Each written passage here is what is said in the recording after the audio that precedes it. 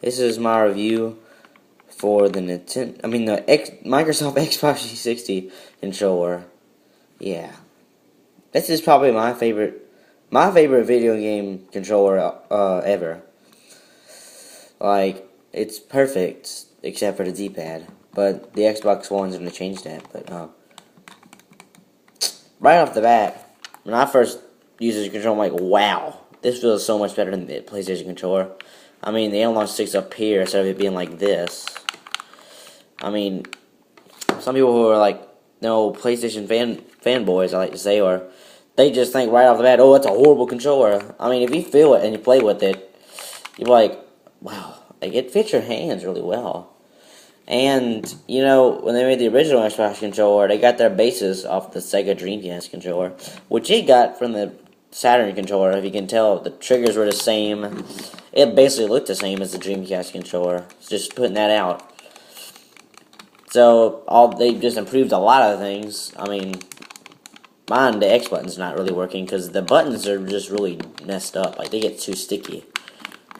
I mean, this is my older one. My newer one, I don't want to take. I took the battery pack out of this, so that don't happen. But you can tell it's an older one because it's really dark.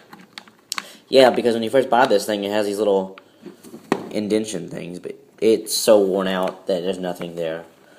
And it has this little headphone jack and everything, but you can't put normal headphones in there, which is kind of a bummer. But knowing Microsoft, they probably know a lot, so that's where you put their little charger at.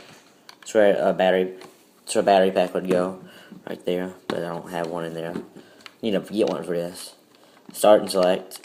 The Dreamcast controller had the same buttons. It's just different colors. I think the A was red, Y was green, B was blue, and X was yellow. No, I think B was yellow and X is no. I don't know. I don't have one. I know Y is green and A is red, but all they did was switch it up to make it more sense, because obviously B is back and red means no or stop. A is yes. Anything go is always green, so obviously it made sense. But the one problem I have with this thing, besides the stickiness of the controllers or this being a little too tight, is the D-pad. Everybody hates the D-pad. I wish I had the one where you can just twist it and make it a D-pad, but it's a disc, for crying out loud. That was the 90s. They just chose that. They could, I mean, I'm glad Nintendo's patent for the D-pad is gone, because now you can make a D-pad like Nintendo, but like slightly make it different. I mean, really, it's not usable. Like, you're like trying to go into a game or something, or use the menu and you go, whoop, by accident, or you're doing this and you actually don't do that and it goes up instead of it going to the left. Maybe if it was like this, like if it was like that, an X, and then it was a D-pad and two X's, well, you can go like, instead of it being like a little disc, it could be like an actual D-pad, but it'd be a really skinny one and we'll have more right there. But nope, they just show some disc. Yeah. Also, the other thing is, they don't have a built-in battery, but I guess that's for good, because if you need a new one for the PS3, I'll think you're going to replace it.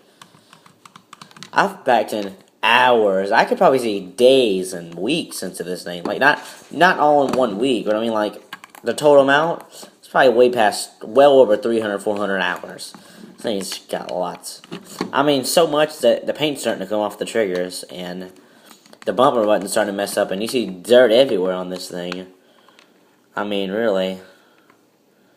So, I can say, I'm glad. I mean, all of you who play PlayStation, just give it a try, and you'll like it. So, yeah. I guess that's about it. I'll see you later. See you next time.